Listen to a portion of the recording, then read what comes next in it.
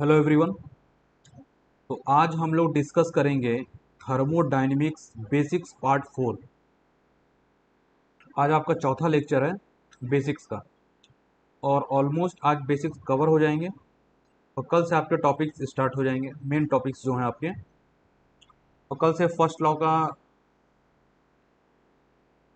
जो बेसिक्स है, first law का बेसिक्स वो स्टार्ट हो जाएगा। मीन्स एक तरीके से समझ लो आप फर्स्ट लॉ ही चल रहा है, ये भी बेसिक्स भी फर्स्ट लॉ ही है, जो कि फर्स्ट लॉ में कुछ टर्म्स यूज होंगे थर्मोडायनेमिक्स के को समझने के लिए। आपको कुछ बेसिक समझने पड़ते हैं, वो सारे टर्म हम लोग कवर कर लिए। आज भी ऑलमोस्ट सब कवर हो ही जाएगा, जो बचेगा कल थोड़ा बहुत देख लेंगे और सीधा एंटर करेंगे फर्स्ट लॉ में। फर्स्ट लॉ भी इतना ही टाइम लगेगा इतना बेसिक्स में लग रहा है, 5 लेक्चर उसके भी आएंगे। और फिर उसके बाद आपका स्टार्ट होगा सेकंड लॉ, और फिर प्रॉपर्टीज ऑफ प्योर सब्सटेंस भी वैसे ही मीन्स आई मीन मुझे लगता है कि 7-8 लेक्चर उसमें लग जाएंगे। क्योंकि प्रॉब्लम क्या है कि लेक्चर 40 मिनट, 1 घंटे, 1 घंटे का भी नहीं बनाने बनाने को कहा गया है कि भाई 30 मिनट, 35 मिनट, 40 मिनट का लेक्चर बनाओ।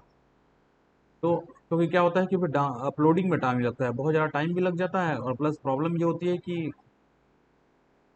कभी कभी अपलोड ही नहीं हो पाता, और हर दिन देना है।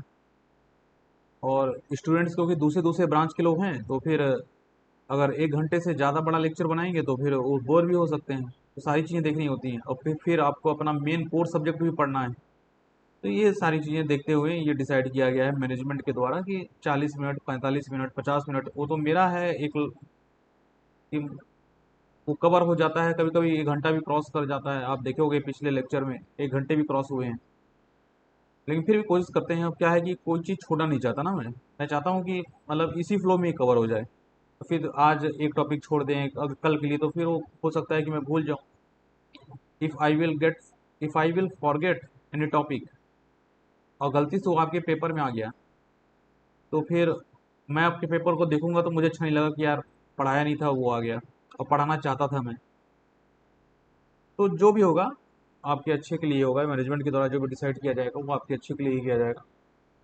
और अब आपको कंटिन्यूस हर दिन लेक्चर मिलेंगे। और मुझे अभी सुनने में आया है कि आपका जो जेई का एग्ज़ाम है उसका फॉर्म अब भराएगा 11 जून से। तो जब फॉर्म भराएगा, भरा जाएगा ना यार, तो जाहिर सी बात है पेपर भी होगा। और मुझे ऐसा लग रहा है कि सितंबर तक में पेपर ये ले लेंगे, अक्टूबर सितंबर, लास्ट सितंबर और अक्टूबर स्टार्टिंग, 15 अक्टूबर तक पेपर हो जाना चाहिए, मुझे ऐसा लगता है। ये एसएससी जेई के आसपास ही आपका पेपर फंसेगा, अब देखिएगा इन लोगों का होशियारी। इन लोग यही ऐसे कुछ करेगा नौटंकी, और फिर इनको बहाना मिल जाएगा, बच्चे जाएंगे उनके पास और बोलेंगे पेपर की डेट आगे बढ़ाओ, और फिर ये आगे बढ़ा देंगे नवंबर दिसंबर। इनका यही काम ही है, 10 साल में तो नौकरी निकालते हैं। लेकिन ये है कि फॉर्म भरा जाएगा तो पेपर तो होगा ही, भले ही रिजल्ट में फिर ये 5-6 महीने लगा दें। तो उसके बाद फिर रिजर्वेशन इश्यूज ये सब भी कोर्ट में चल रहे हैं। लेकिन जब आप फॉर्म भर दोगे ना, तो हो सकता है कि पेपर अगर 2.5-2 महीने में अगर करा ले जाता है फॉर्म भरने के बाद, 2 महीने, 3 महीने, 4 महीने, कभी तो कराएगा। क्योंकि 2024 का इलेक्शन भी है, उसको भी देखकर ये लोग थोड़ा हाथ पैर ज़्यादा चला रहे हैं। और इसलिए सब्जेक्ट्स आपके तैयार रहने चाहिए, क्योंकि फिर टाइम मिल नहीं पाता। और एक बार ये पेपर हो गया तो गारंटी अगले 15 साल तक कोई नौकरी नहीं आने वाली है झारखंड में। जो जिसको जेई साहब बनना है वो बन जाओ इस बार, सीधी सी बात है। जेई के आगे साहब लगता है, ध्यान रखना इस बात का। ठीक है, मेहनत करो।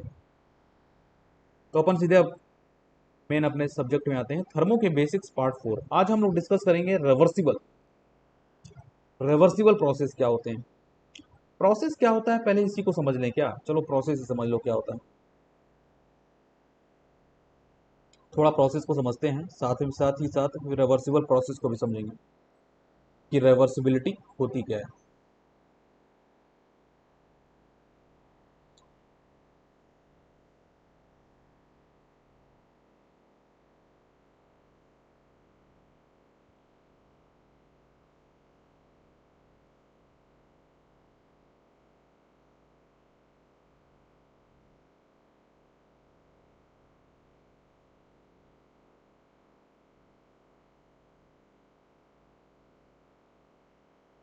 तो हम लोग पहले रिवर्सिबिलिटी समझते हैं। Reversibility, reversibility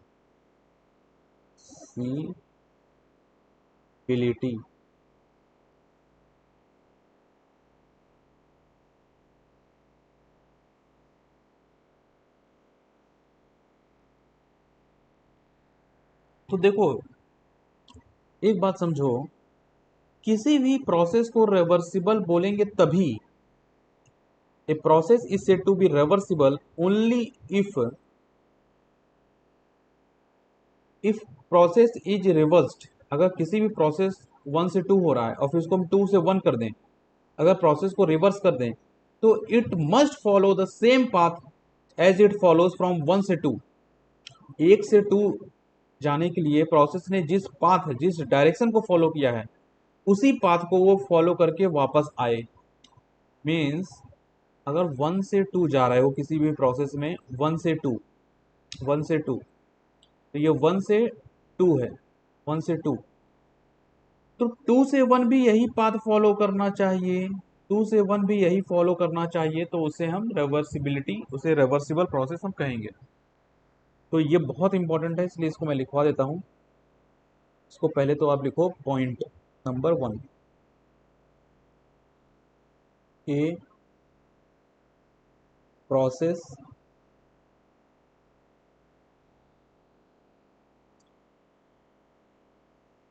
A process is said to be reversible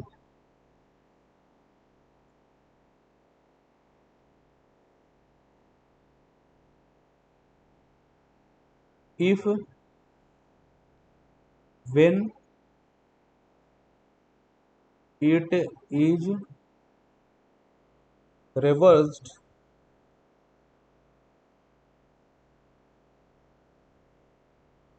it must follow the same path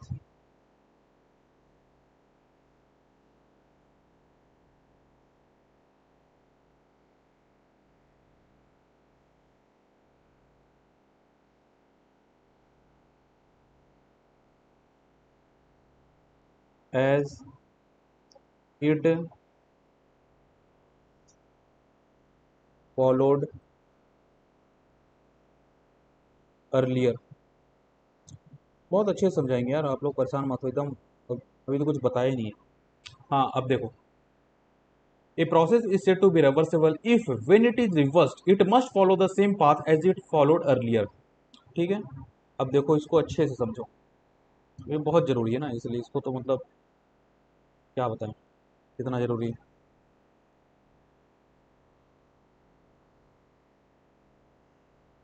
जैसे मान लो एक ये सिस्टम है, अब आपका एक सिस्टम है और यहाँ से अपन हीट ट्रांसफर कर दिए, क्यू क्यू ट्रांसफर किया अपन हीट। ठीक है, तो क्यू, ये प्रोसेस ये हो रहा है कि हीट रिजेक्ट हो रहा है, ये हमारा क्या है, सिस्टम। सिस्टम से हीट का क्या हो रहा है, रिजेक्शन। हीट उससे बाहर निकल रहा है, कितना निकल रहा है, 20 kilo joule. 20 kilo joule energy से बाहर निकल रही है सिस्टम से। ठीक है, और बाहर वाला पोर्शन क्या है, बाहर वाला पोर्शन क्या है, बाहर वाला पोर्शन सराउंडिंग है, सराउंडिंग है। बाहर वाला पोर्शन क्या है, सराउंडिंग है। तो सिस्टम हीट रिजेक्ट कर रहा है, सराउंडिंग उस हीट को ले रहा है। जो सिस्टम जितना हीट रिजेक्ट किया ना, सराउंडिंग उसी हीट को ले लिया। तो सिस्टम के लिए तो हीट रिजेक्शन है ये, लेकिन सराउंडिंग के लिए तो ये हीट एब्जॉर्प्शन है। तो अगर आप निकलने को, रिजेक्शन को अगर निगेटिव लेते हो, अगर आप हीट ट्रांसफर रिजेक्शन को निगेटिव लेते हो, तो यहाँ सिस्टम के केस में तो ये निगेटिव रहेगा क्योंकि उसमें वहां से वो रिजेक्ट हो रहा है। लेकिन सराउंडिंग के लिए आपको पॉजिटिव लेना पड़ेगा क्योंकि वहां पे सराउंडिंग जो है उस हीट को एब्जॉर्ब कर रहा है, एब्जॉर्ब कर रहा है, तो उसके लिए तो वो पॉजिटिव हो जाएगा ना। तो इस बात का अच्छे से ध्यान रखना। ठीक है, अब देखो,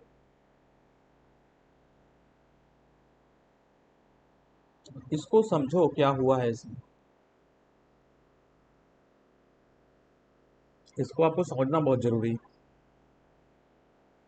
ठीक है,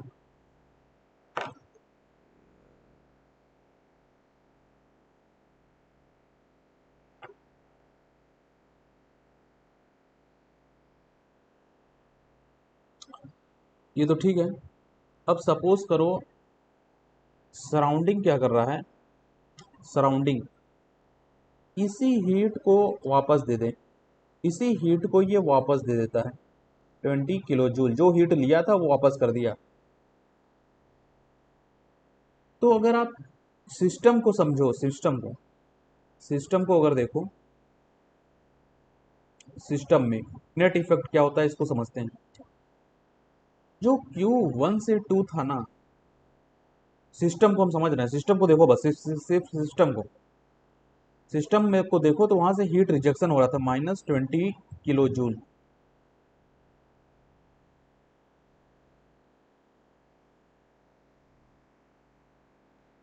ठीक है। लेकिन जब हम देख रहे हैं Q2 से 1, मतलब Q1 से 2, 1 हमारा क्या था सिस्टम, 2 क्या है हमारा सराउंडिंग, तो Q1 से 2 20 किलो जूल, और Q2 से 1 फिर से 20 किलो जूल। तो अब सिस्टम को हम देख रहे हैं, अब Q जो 2 से 1 हुआ, Q जो 2 से 1 हुआ,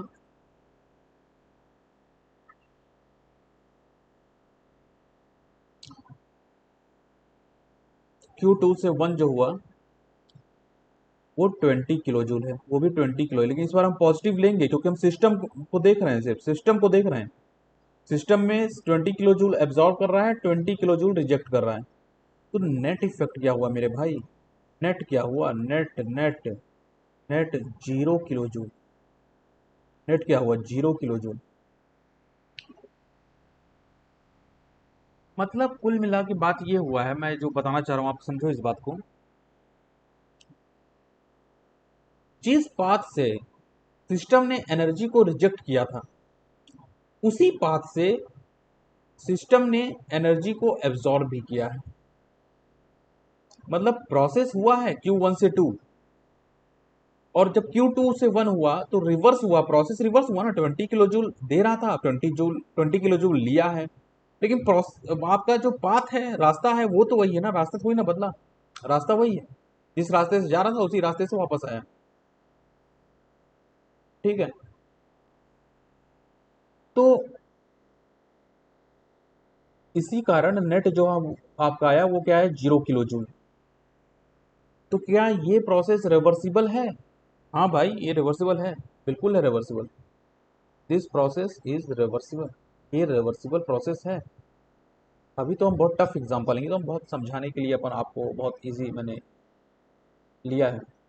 अच्छा इसमें एक लाइन और लिख लो, वही मैं सोच रहा था कि एक लाइन लिखवा ही देता हूँ और थोड़ा डेप्थ में, for earlier, without affecting without affecting without affecting without affecting system and surrounding। मतलब ये प्रोसेस जब आपका उसी पाथ से वापस आएगा तो सिस्टम और सराउंडिंग में कुछ फर्क नहीं आना चाहिए। समझ रहे हो, ये कुल मिला के ये बात कह रहा है 0 किलो जूल। नेट जो इफेक्ट हुआ, नेट इफेक्ट, ना सिस्टम को कुछ मिला, ना सिस्टम को कुछ नुकसान हुआ, कुछ हुआ ही नहीं। जैसा शुरुआत में था वैसे बाद में था। समझ रहे हो ना बात को। उसका नुकसान हुआ 20 किलो जूल का, बाद में उसको 20 किलो जूल मिल गया, तो नेट क्या इफेक्ट हुआ, 0 किलो जूल। वही बात ये कह रहा है, वही बात ये कह रहा है, ठीक है ना। ये जो बात बोली जा रही है ना, ये वही बात है, without affecting system and surrounding.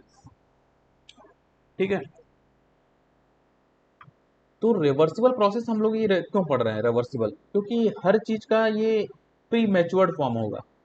इसी से हम सारे प्रोसेस को एनालाइज करेंगे और इससे कंपेयर करेंगे।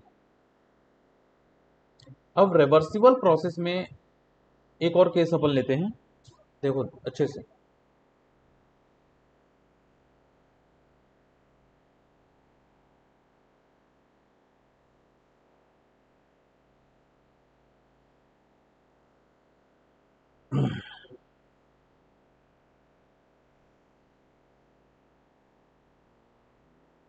जैसे मान लो आपका ये स्लोप है, ठीक है, और ये कोई मास है आपका, मतलब आपका ये सिस्टम, और कुछ टाइम बाद ये इसको पुश किया गया और इसको यहाँ पहुंचा दिया गया। कुछ टाइम बाद इसको पुश किया गया और इसको वहां पहुंचा दिया गया।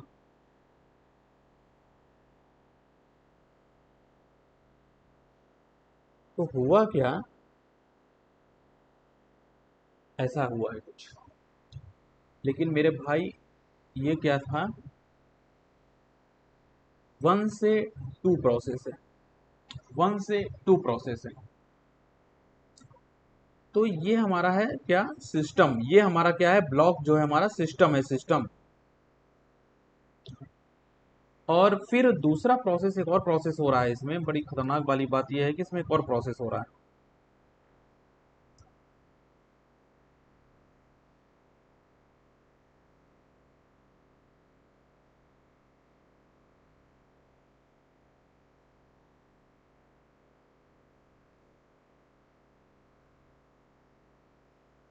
ये जो है 2 से 1, ये 1 2 क्या है, ये स्टेट है यार।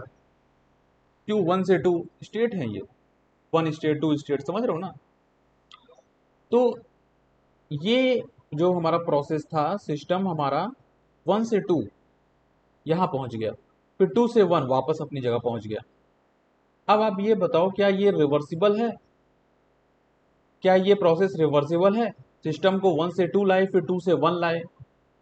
बात एक ही है, मतलब रास्ता वही है, रास्ता नहीं बदल रहा है। जिस रास्ते से ऊपर ले गए थे उसी रास्ते से हम उसको नीचे ला रहे हैं। अब आपको ये बताना है क्या ये प्रोसेस रिवर्सिबल है। अभी कैसे बता लोगे, फट समझ लो। ये जो प्रोसेस है ना, ये रिवर्सिबल नहीं है यार, नहीं है ये। क्योंकि जब ये आपका ब्लॉक ऊपर जाएगा ना, ऊपर जाएगा, तो कुछ हीट को रिजेक्ट कराएगा। क्यों, 1 से 2 कुछ हीट रिजेक्ट होगा, क्योंकि फ्रिक्शन होगा ना। ब्लॉक को ऐसे रगड़ते हुए जाएगा जब वो आपके फ्लोर को, तो फ्रिक्शन होगा ना। फ्रिक्शन क्या होता है, एनर्जी निकलना, हीट निकलना। अब वही जब आपका ब्लॉक जब नीचे आ रहा है, पहले वो वही ब्लॉक आपका ऊपर जा रहा था, अब यही ब्लॉक आपका नीचे आ रहा है, तो फिर से घर्षण करते हुए नीचे आ रहा है, फिर से ये फ्रिक्शन आ रहा है पिक्चर में, और फिर से ये हीट को रिजेक्ट कराएगा। तो फिर आपका हीट रिजेक्ट होगा। क्यों, 2 से 1। अब इसकी वैल्यू कुछ भी हो सकती है, लेकिन दोनों ही केस में एक बात समझो कि हीट का रिजेक्शन हो रहा है। मतलब ये कुछ ना कुछ तो है, Q1 से 2 और Q2 से 1 एक दूसरे को कैंसिल नहीं करा, क्योंकि रिजेक्शन है तो निगेटिव ही होगा, दोनों कैंसिल तो कर नहीं रहा है। तो इन दोनों को मिला के कुछ नेट निकल जाएगा। तो नेट जो है इस केस में, पिछले केस के भूल जाओ आप लोग, इस केस में नेट आपका not equal to zero, net not equal to zero, net not equal to zero. और मैंने पहले ही बता दिया था, पहले ही बता दिया था, ये देखो, ये देखो, ठीक है। यही तो असली खेल हो गया यहाँ पे। Without affecting system and surrounding, system और सराउंडिंग में बदलाव नहीं होना चाहिए। आपने सराउंडिंग को गर्म कर दिया, यहाँ कुछ बदलाव नहीं हुआ था। सराउंडिंग के पास 20 किलो जूल आया था, सराउंडिंग ने एक हाथ से लिया, एक हाथ से लौटा दिया। सिस्टम ने एक हाथ से दिया था 20 किलो जूल, दूसरे हाथ से 20 किलो जूल वापस ले लिया, बदलाव नहीं हुआ। नेट इफेक्ट क्या था, जीरो। लेकिन भाई रे भाई, यहाँ क्या हो गया, यहाँ ऐसा नहीं हुआ।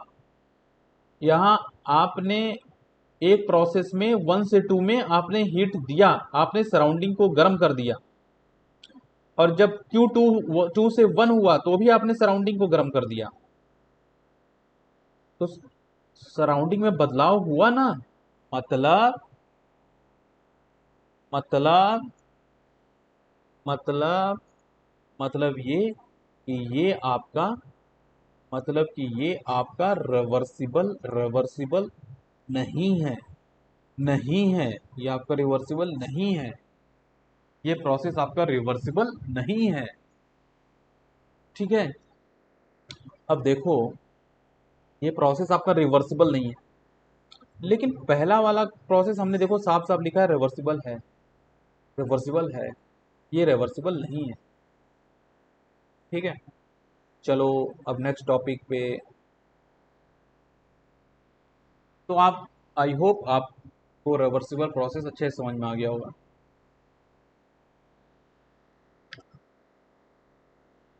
तो रिवर्सिबल प्रोसेस कंप्लीट।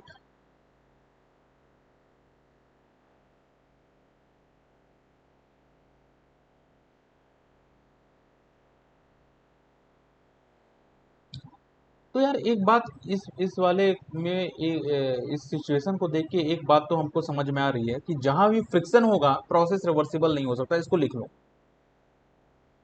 जहां भी फ्रिक्शन होगा ना, प्रोसेस वो रिवर्सिबल नहीं हो सकता। तो मतलब friction less process is reversible, कुल मिला के मतलब ये है। इसको लिख ही लो, चलो एक पॉइंट लिख लिया जाए।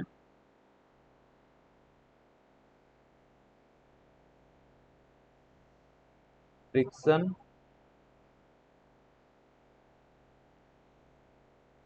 लेस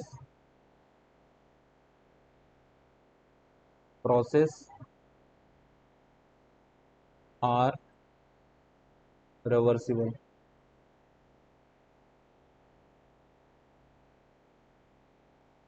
जो आपके प्रोसेस जो फ्रिक्शन लेस होंगे वो रिवर्सिबल होंगे। यहां से एक बात ये हम लोग को अच्छे से समझ में आ गई, फ्रिक्शनलेस प्रोसेस आर रिवर्सिबल। और इससे ये भी बात अपने को समझ में आ रही है कि friction are the root cause of the irreversible, making process irreversible. They are the root cause for making the process irreversible. Not reversible कोई नहीं बोला जाता कि this process is not reversible, हमेशा बोला जाता है इरिवर्सिबल। इरिवर्सिबल का मतलब नॉट रिवर्सिबल। चलो ये तो हो गया। अब अपन समझते हैं quasi static process. Quasi static, next topic.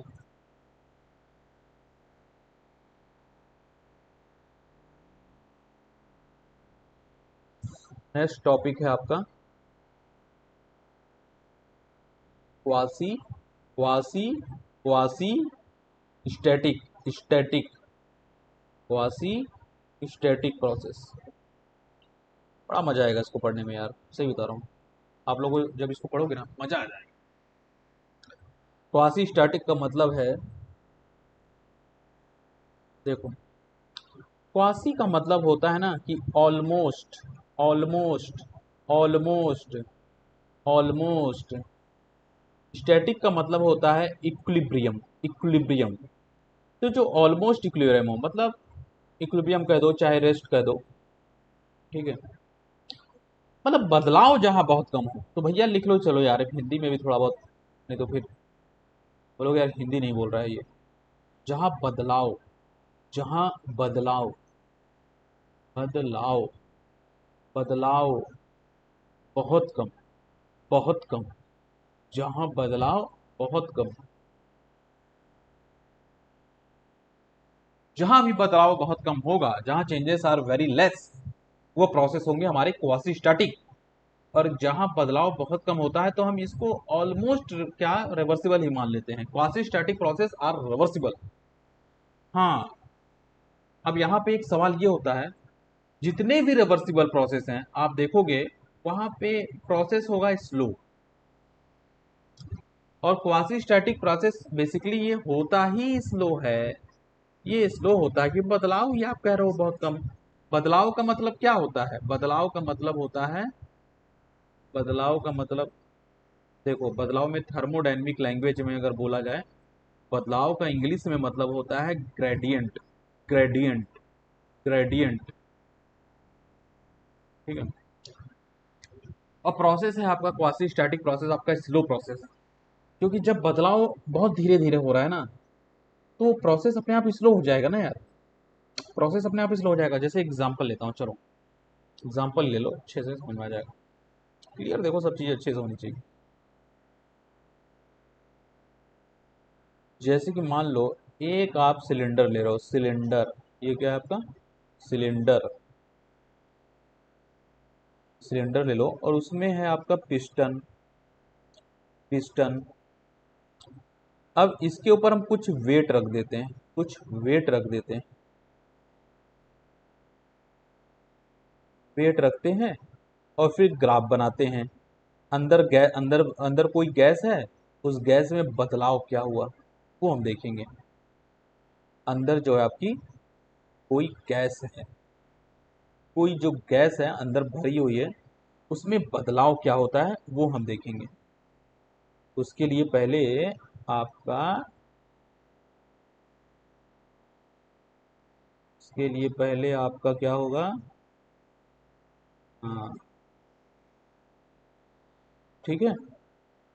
अब ये क्या है, पी, ये क्या है, प्रेशर और वॉल्यूम, प्रेशर और वॉल्यूम, प्रेशर और वॉल्यूम। तो देखो यार, अब हम क्या करेंगे ना, अंदर कोई गैस है, उसका कुछ प्रेशर होगा, उसका कुछ टेम्परेचर होगा। तो इसका इनिशियल में मान लो प्रेशर है आपका P1, टेम्परेचर है आपका T1, इनिशियल इनिशियल कंडीशन। और कंडीशन का मतलब ये होता है, condition of the system is known as state. ये आपका स्टेट है वन, वन आपका स्टेट है जिसमें प्रेशर था P1 और टेम्परेचर था T1 और वॉल्यूम V1 हुआ ना, V1 स्टार्टिंग में वॉल्यूम V1 है। अब अपन क्या करेंगे, देखो इसको एक हम ये समझ लो वेट रखा है ना, ये 1 kg, फिर ये 2 kg, फिर ये 3 kg, 4 kg, 5 kg, total 5 kilo रखा हुआ है। 1 किलो हम निकालते हैं बाहर, 1 kg out, 1 kg out, 1 kg out. 1 kilo हम निकाल के बाहर फेंक दिए। 1 किलो जब बाहर निकाल के फेंकोगे, अब बचा है 4 किलो।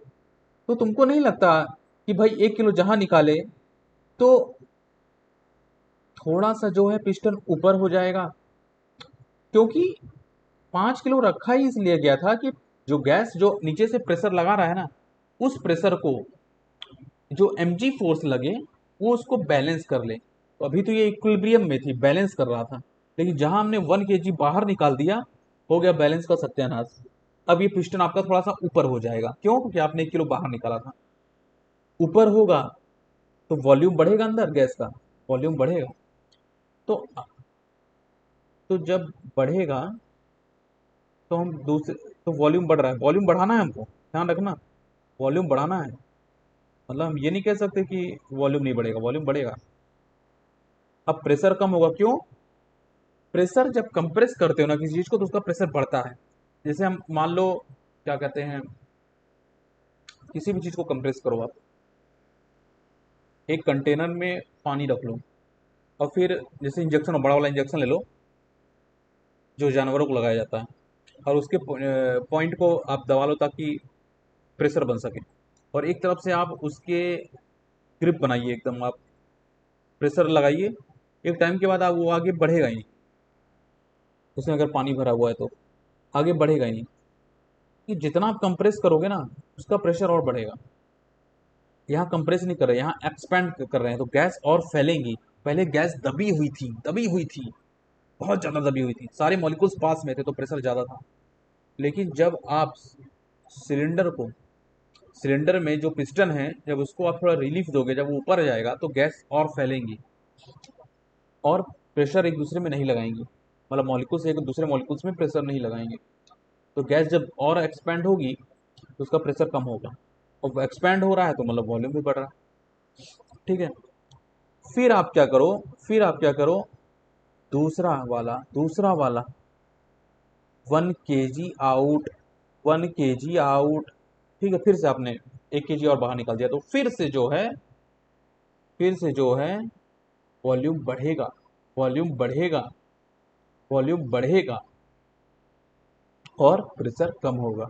तो ऐसे ही करते करते आपका जो प्रोसेस जो है बढ़ता जा रहा, बढ़ता जा रहा, बढ़ता जा रहा है आगे। आपने 4-5 बार ऐसे काम किया, यही नौटंकी आपने की, जब तक आपने पूरे 5 किलो नहीं निकाल दिए। तो इसमें देख रहे हैं कि जब 1 किलो बाहर निकाल रहे हैं तो वॉल्यूम जो है आपका बढ़ रहा है और प्रेशर आपका घट रहा है।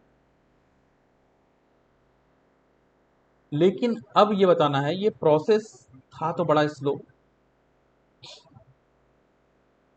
प्रोसेस था बड़ा स्लो, स्लो प्रोसेस था। और प्रोसेस स्लो रखने के लिए एक चीज आप थोड़ा इसको एक काम करो, इसको थोड़ा एक काम करो, एक सेकंड, ये किलो को हटा दो, ये ग्राम में रखो वेट। तो किलो को अगर रखोगे हटाओगे तो जाहिर सी बात है बदलाव और ज़्यादा होगा ना। तो वेट बहुत कम होना चाहिए, वेट बहुत कम होना चाहिए, तो 1 ग्राम करो आप। ठीक है, बाकी वही सब है। अब देखो, अब सोचने वाली बात यह है कि प्रेशर कम हुआ, वॉल्यूम आपका बढ़ा, तो ये प्रोसेस तो क्वासी स्टैटिक हो गया ना। बदलाव बहुत धीरे धीरे हो रहा है, बहुत धीरे धीरे हो रहा है बदलाव, मीन्स ग्रेडियंट जो है इसमें बहुत धीरे धीरे हो रहा है। अब ये क्या प्रोसेस जो हो रहा है, गैस के साथ जो बदलाव हो रहे हैं, उसके प्रेशर टेम्परेचर में जो बदलाव हो रहा है, जो उसके वॉल्यूम में बदलाव हो रहा है, क्या ये क्वासी स्टैटिक प्रोसेस हुआ? मतलब क्वासी स्टैटिक तो है, क्या ये रिवर्सिबल प्रोसेस है? ये रिवर्सिबल प्रोसेस है भी और नहीं भी। एक कंडीशन आ रही है यहाँ बीच में, मैंने पहले ही कहा था, रिवर्सिबिलिटी का सबसे बड़ा दुश्मन अगर कोई है तो वो फ्रिक्शन है। फ्रिक्शन के बारे में हमेशा सोचो, दुनिया में कोई भी ऐसा प्रोसेस नहीं है दुनिया में जो रिवर्सिबल हो। लेकिन हम अपनी अंडरस्टैंडिंग के लिए, अपने रिसर्च के लिए कुछ ना कुछ एजम्पशन मान लेते हैं कि फ्रिक्शन नहीं है, हम ये मान के चलते हैं। नहीं तो कोई भी एक्सपेरिमेंट दुनिया का आप कर ही नहीं सकते ये मानकर कि फ्रिक्शन है। फ्रिक्शन नहीं है, म्यू की वैल्यू हमेशा जीरो ली जाती है हर जगह, तब जाके फ्रिक्शन ना मानकर आप चीज़ों को स्टडी कर पाते हो। अगर फ्रिक्शन यहाँ नहीं है तब तो भैया ये रिवर्सिबल है, कोई दिक्कत वाली बात नहीं, क्योंकि quasi static process are reversible, quasi static process are reversible, तो ये रिवर्सिबल तो है रिवर्सिबल। क्यों? क्योंकि हम लोग मान लिए कि यहाँ पे फ्रिक्शन नहीं है। अगर फ्रिक्शन होता, मान लो यहाँ पे आपके फ्रिक्शन है, जब पिस्टन ऊपर जा रहा है तो फ्रिक्शन है, तो जाहिर सी बात है ये हीट को रिजेक्ट करेगा, घर्षण पैदा होगा, हीट रिजेक्ट होगा, गैस में भी बदलाव करेगा, सिस्टम में भी बदलाव कर सकता है, सराउंडिंग में भी बदलाव कर सकता है। ठीक है, इसलिए आपका ये प्रोसेस रिवर्सिबल नहीं है अगर इसमें फ्रिक्शन है। अगर ये फ्रिक्शन नहीं है यहाँ पे, तब तो ये प्रोसेस रिवर्सिबल है। तो all reversible process are quasi static, ये पॉइंट लिख लो आप, इसको लिख लो, ये बहुत इंपॉर्टेंट है, बहुत ज़्यादा। ये आपका पूछ देगा ना, मेन बात तो ये, इस पॉइंट को आप लोग लिख लीजिए। Point number 1, all reversible, all reversible. यार जब मैं लिख रहा हूँ तो आप लोग भी लिखो ना, पीडीएफ मांगते हो। All reversible process are quasi static, quasi static, all reversible process are quasi static, but all quasi static process are not reversible, only friction, friction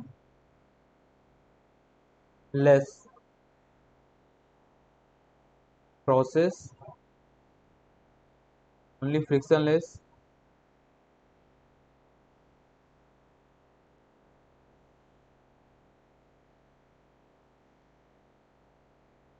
only frictionless quasi static, quasi static process are reversible. Friction जहां बात आ जाएगी तो सत्यानाश हो जाता है, बात समझ लो।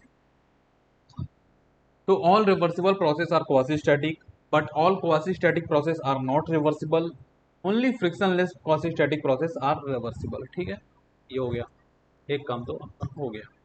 बहुत इंपॉर्टेंट पॉइंट है, बहुत ज़्यादा इंपॉर्टेंट, इतना इंपॉर्टेंट है कि मैं क्या बताऊँ। ये आपको कंप्लीट हो गया क्वासिस्टैटिक प्रोसेस। अब हम बात करेंगे, एक बहुत अच्छा टॉपिक है भाई, बहुत अच्छा टॉपिक, इसको भी पढ़ लो क्योंकि ये आपसे डायरेक्ट पूछ सकता है।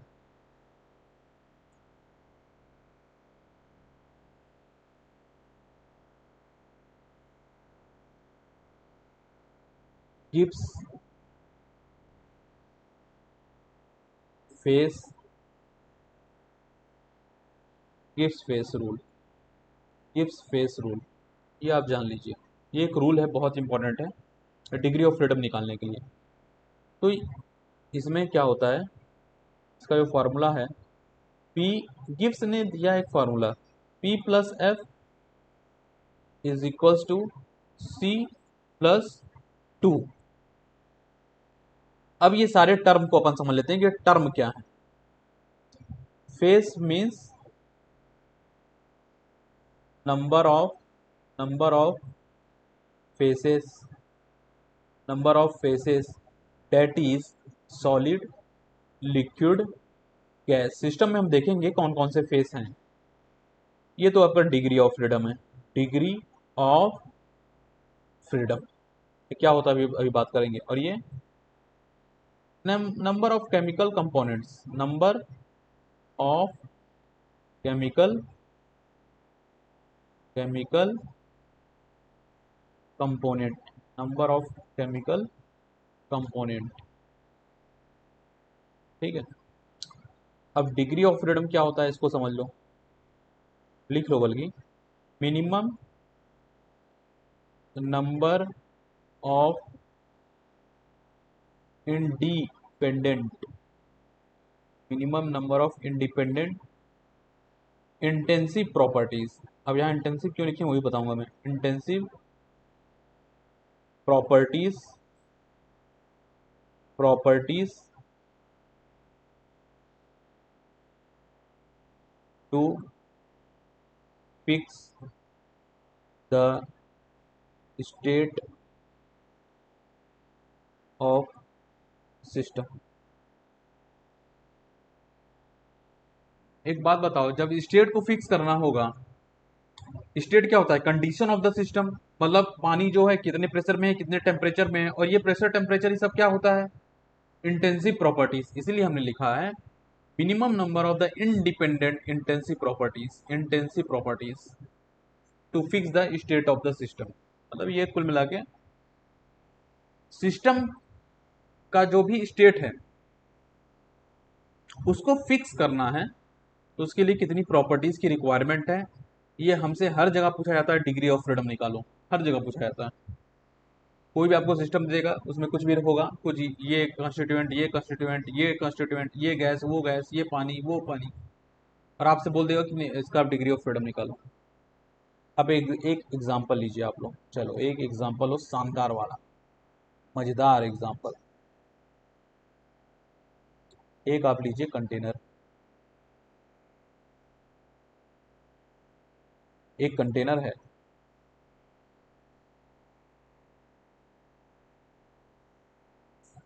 देखिए कंटेनर में देखो क्या क्या है। कंटेनर में है आपका सॉलिड,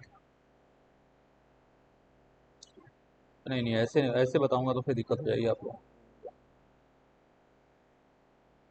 कंटेनर में देखो क्या क्या है आपका, कंटेनर में है आपका वाटर, वाटर, आइस, आइस भी है, और स्टीम भी है।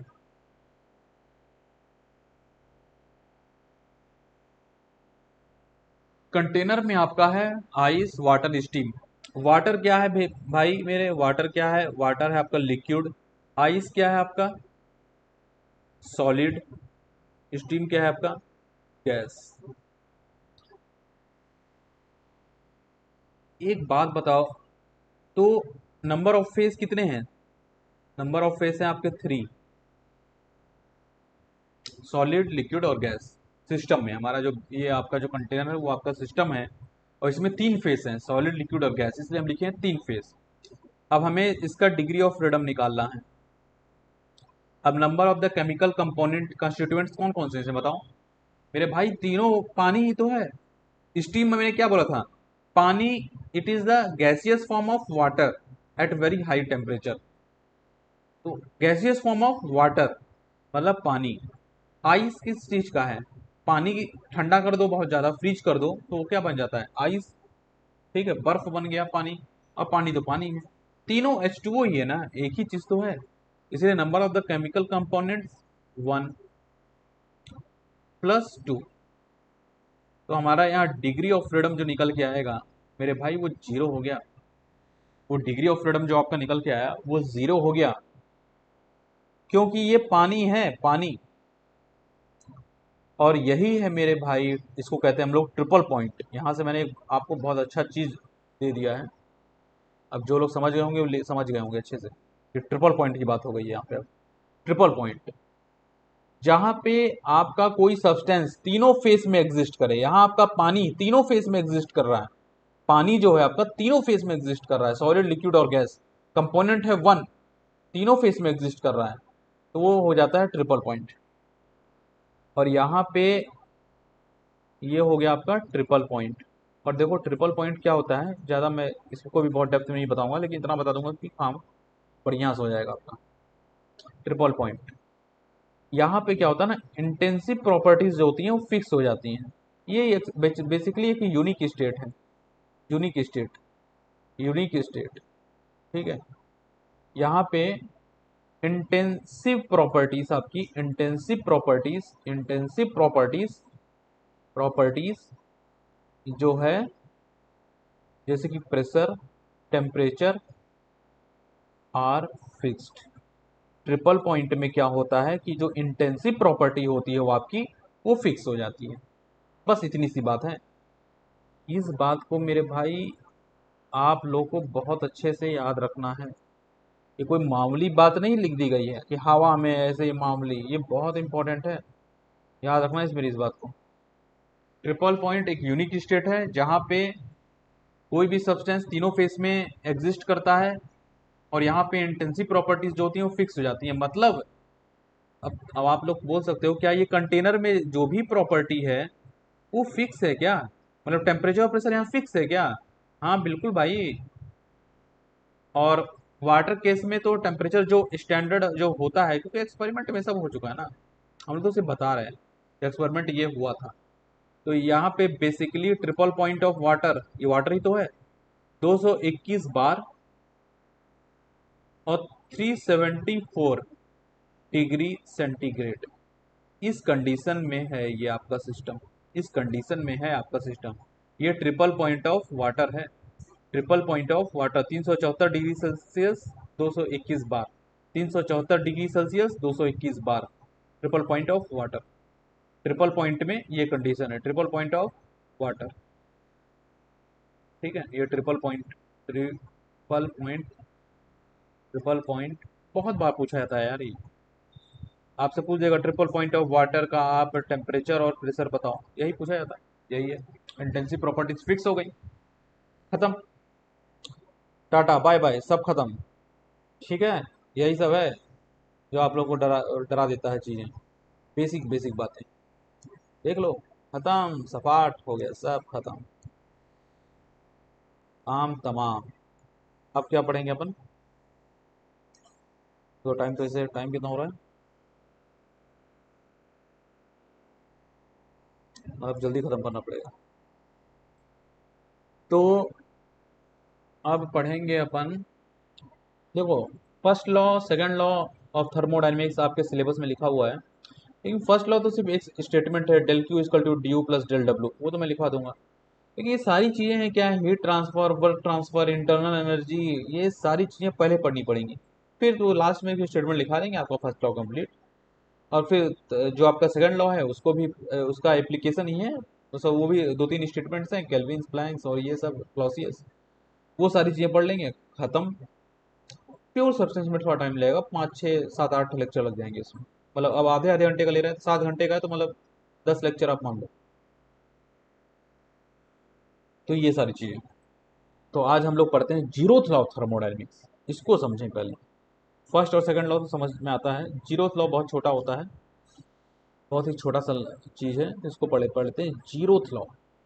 इतना भयानक एग्जाम्पल दूंगा ना, इसका मजा आ जाएगा। Zeroth law, zeroth law of thermodynamics.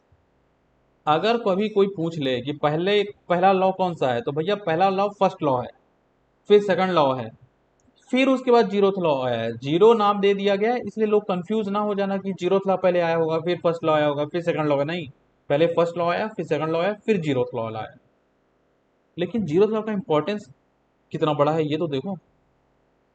Zeroth law का इंपॉर्टेंस ये था, ये कंसेप्ट ऑफ टेम्परेचर समझाता है हम लोग को। कंसेप्ट ऑफ टेम्परेचर वो इतना बड़ा बड़ा लिख रहा हूँ, इतना इंपॉर्टेंट है, इतना इंपॉर्टेंट है आपके जनरल इंजीनियरिंग के हिसाब से। कंसेप्ट ऑफ टेम्परेचर लिखा होगा आपके सिलेबस में फर्स्ट लॉ सेकंड लॉ, लेकिन उसके पूछने का पूरा अधिकार है कि कंसेप्ट ऑफ टेम्परेचर कौन सा लॉ समझाता है। तो आप लोग सोचोगे कि फर्स्ट लॉ और सेकंड लॉ तो सिलेबस में था, जीरोथ लॉ तो अलग से मेंशन नहीं किया है। तो जाहिर सी बात आंसर या फर्स्ट लॉ होगा या तो सेकंड लॉ होगा, लेकिन एक्चुअल में उसका आंसर है zeroth law. Concept of temperature दिया ही है जीरोथ लॉ। ये आपके ऑब्जेक्टिव के हिसाब से इतना इंपॉर्टेंट है, इसको मतलब मैं क्या बोलूँ, इसको मतलब आप एकदम अच्छे से वो कर लो, जितना स्टार मारना है मार लो। ये आपके तो आएगा ही आएगा, भले कुछ आए और ना आए, ये तो 100% आना है। जितना स्टार मारना है मार लो, बहुत इंपॉर्टेंट है ये। 100% पूछेगा, 100% पेपर में आना ही आना है। तो जीरोथ लॉ ऑफ थर्मोडायनेमिक्स ही हमें समझाता है कंसेप्ट ऑफ टेम्परेचर। बहुत लोग कंफ्यूज जाते हैं, क्या फर्स्ट लॉ बताता है क्या, क्योंकि वहाँ इंटरनल एनर्जी आ जाता है ना, उसके फॉर्मूले में इंटरनल एनर्जी आ जाता है, तो लोग कंफ्यूज जाते हैं। और इंटरनल एनर्जी मतलब सीधा सीधा टेम्परेचर। टेम्परेचर का मतलब random motion of the molecules. Molecules टकरा रहे हैं, रैंडम मोशन हो रहा है उनका, उसी के चलते तो इंटरनल एनर्जी बरकरार रहता है सिस्टम का। तो इसलिए जीरोथ लॉ। अब जीरोथ लॉ समझते हैं है क्या। ये तो था ही कंसेप्ट ऑफ टेम्परेचर रहता है ऑब्जेक्टिव के हिसाब से, आपके जनरल इंजीनियरिंग में तो बहुत इंपॉर्टेंट है। अब देखो इसका स्टेटमेंट देख लो। स्टेटमेंट मैं लिखवाऊंगा नहीं इसको, समझ लो स्टेटमेंट लिखवाना क्या है यार।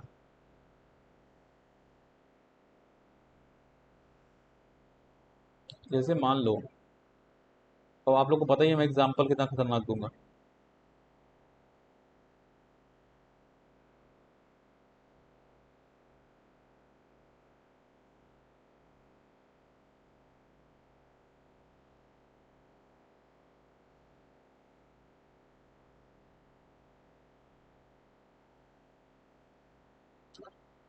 मतलब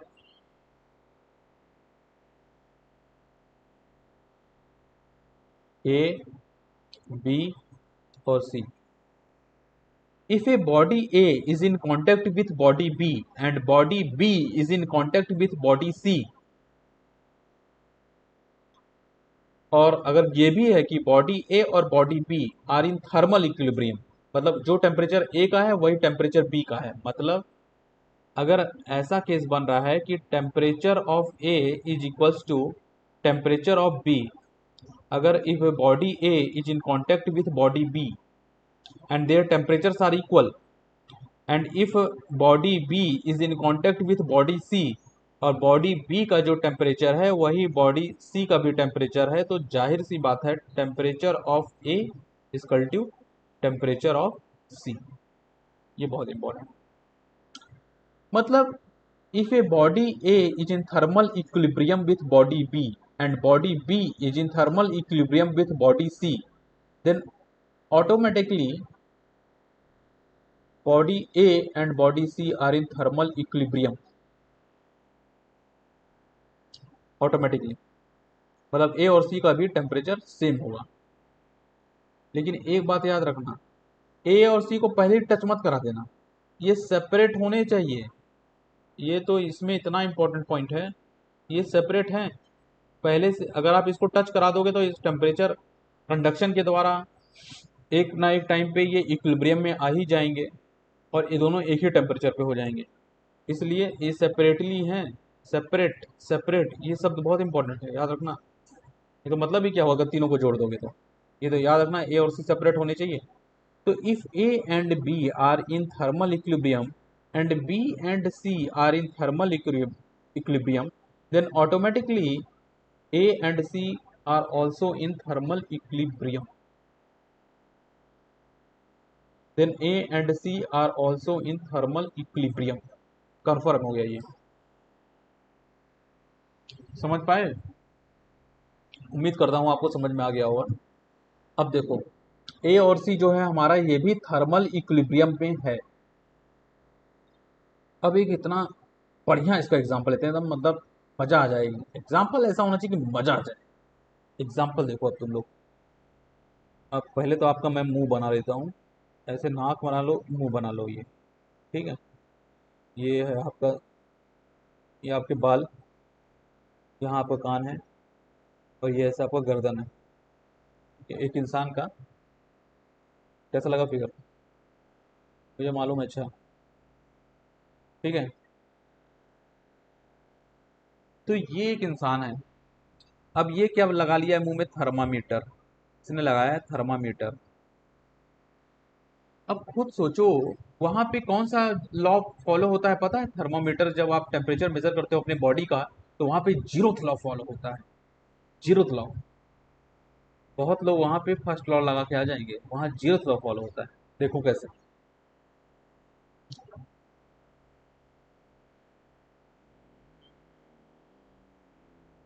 हाँ, हाँ, देखो वहां पे जीरोथ लॉ कैसे फॉलो होता है वो मैं बता रहा हूँ।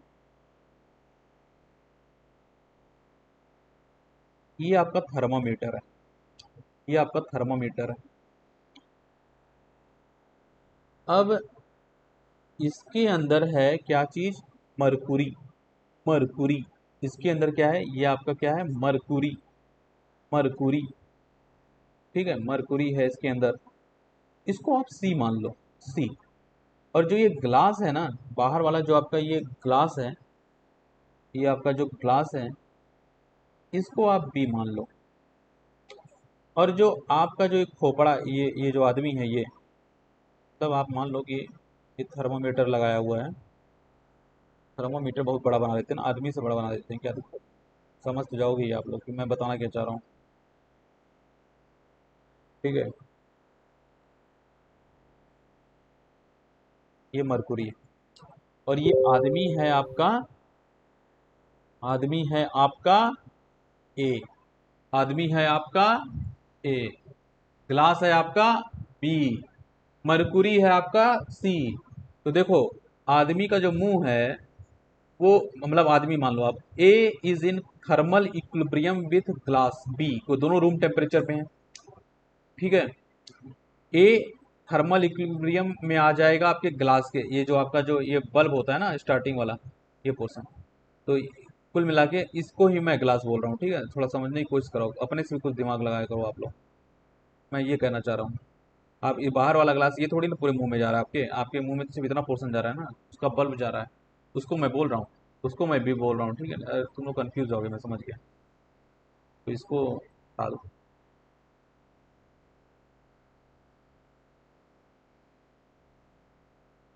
अब उसमें इंसुलेटिंग मटेरियल रहता है, इसलिए वो क्या है कि पूरे को गर्म नहीं कर पाता। बल्ब जो है आपके कांटेक्ट में है, A is in thermal equilibrium with body B. अब बॉडी बी जो है मरकुरी के साथ थर्मल इक्विलिब्रियम में चला जाता है। जाहिर सी बात है, जाहिर सी बात है, जाहिर सी बात है कि body A is in thermal equilibrium with body B. मतलब इंसान जो है थर्मल इक्विलिब्रियम में आ गया है ग्लास के, और ग्लास पहले से ही जो कि बॉडी बी था, body B is in thermal equilibrium with body C. Body C यहाँ पे क्या है, मरकुरी। तो glass is in thermal equilibrium with mercury. तो इसीलिए इंसान का जो टेम्परेचर होता है ना उसके अंदर के शरीर का, ठीक है, उसके मतलब शरीर का जो टेम्परेचर होता है, उसकी बॉडी का जो टेम्परेचर होता है, वो मरकुरी दिखा देता है। उसके जो स्केल होते हैं उसमें दिखा देता है कितना टेम्परेचर है। क्यों दिखा देता है? क्योंकि body A is in thermal equilibrium with body C. A का जो टेम्परेचर है वही मरकुरी का टेम्परेचर हो जाएगा, क्योंकि ए का जो टेम्परेचर था वही ग्लास का टेम्परेचर था। और जो ग्लास कांटेक्ट में है किसके, सी में, तो एक टाइम ऐसा आ जाएगा कि बी का जो टेम्परेचर होगा वही सी का टेम्परेचर हो जाएगा। तो कुल मिला के ए का टेम्परेचर भी सी के टेम्परेचर के बराबर हो जाएगा। और ये जो हमारा फिनोमिना है, जो पूरा हम लोग ये सिचुएशन है, इस ये एक्चुअली जीरोथ लॉ है, ये बेसिकली जीरोथ लॉ है। तो आपसे ये पूछ सकता है, जब आप टेम्परेचर नापते हो, थर्मोमीटर का इस्तेमाल करते हो, वहाँ कौन सा लॉ का इस्तेमाल कर रहे हो, कौन सी लॉ ऑफ थर्मोडाइनमिक्स वहाँ लग रही है? वहाँ लग रहा है मेरे भाई जीरोथ लॉ। क्या लग रहा है? Zeroth law. ठीक है, पॉजिटिव पोर्शन नहीं है मतलब ये। ठीक, तो आज का हम लोग करते हैं लेक्चर खत्म, जो कि मुझे लगता है बहुत टाइम हो गया, 1 घंटा आज भी हो ही गया होगा। क्या है कि 1 GB क्रॉस कर गया होगा ये वीडियो। ठीक है, तो आज का अपना लेक्चर खत्म। अब कल अपन लेक्चर चालू करेंगे। एक पॉइंट और करवा दूं क्या? एक पॉइंट और करवा दूं?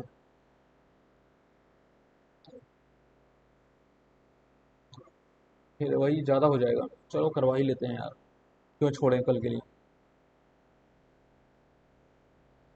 चलो करवा ही लेता हूँ।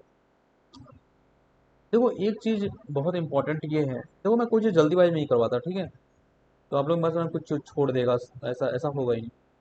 एक होता है thermo thermo thermo dynamic dynamic thermodynamic cycle, एक होता है थर्मोडायनेमिक साइकिल, और एक होता है मैकेनिकल साइकिल।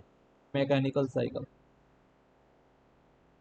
मैकेनिकल साइकिल कुछ छूटेगा नहीं आपका, ये मत सोचो कि छूट जाएगा कुछ। तो देखो थर्मोडायनेमिक साइकिल का मतलब ये होता है ना, प्रोसेस अगर शुरू हो रहा है तो उसको खत्म होना वहीं आके होना है जहाँ पे शुरू हुआ था। प्रोसेस अगर 1 से स्टार्ट हुई थी तो खत्म भी वहीं होगी। जैसे जैसे जैसे भी आप लोग देख लीजिए ना, जैसे आप लोग बोल सकते हो कि जैसे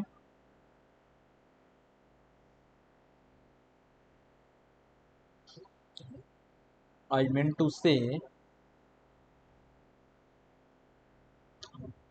अगर आपका प्रोसेस 1 से 2 हुआ, 1 से 2 हुआ, 1 से 2, ठीक है, तो ये अगर वापस वहीं आके खत्म हो जाता है, ये 2 प्रोसेस साइकिल है। देखो साइकिल तभी होगा, मिनिमम 2 प्रोसेस होने चाहिए, मिनिमम 2। खत्म तभी ना होगा, नहीं तो कैसे खत्म होगा? मिनिमम 2 प्रोसेस होने चाहिए। तो 1 से 2 हुआ और फिर 2 से 1 हुआ, तो मतलब प्रोसेस आपका खत्म हो गया। जहां से शुरुआत हुआ था वहीं पे खत्म हुआ। ये 2 प्रोसेस साइकिल है। अब ऐसे ही अगर मान लो 3 प्रोसेस साइकिल ले लो, मतलब तो 4 प्रोसेस ले लो, 1 1 2, फिर ऐसे 3, फिर ऐसे आप ले लीजिए 4, 1 2 3 4। ये आपका हो गया 4 process cycle. 4 process cycle, cycle का मतलब ये है कि जो जहां से शुरुआत होगी वहीं पे खत्म होना है। मैकेनिकल साइकिल में क्या प्रॉब्लम है? देखो थर्मोडायनामिक साइकिल सब जानते हैं, लेकिन मैकेनिकल साइकिल में क्या होता है, इसमें जहाँ पे शुरुआत होती है ना वहाँ पे ख़त्म नहीं होता। जैसे ऐसे मान लो, ये आप जैसे open gas turbine power plant अगर देखोगे, ऐसे ऐसे ऐसे, बस 1 से स्टार्ट हुआ था, 1 2 3 3 और ये 4। तो 1 2 3 4 अब ये खत्म हो गया है। मतलब देखिए स्टार्ट तो 1 से हुआ था, खत्म 4 में हुआ है, वापस वहां नहीं पहुंचा जहां पहुंचना चाहिए था।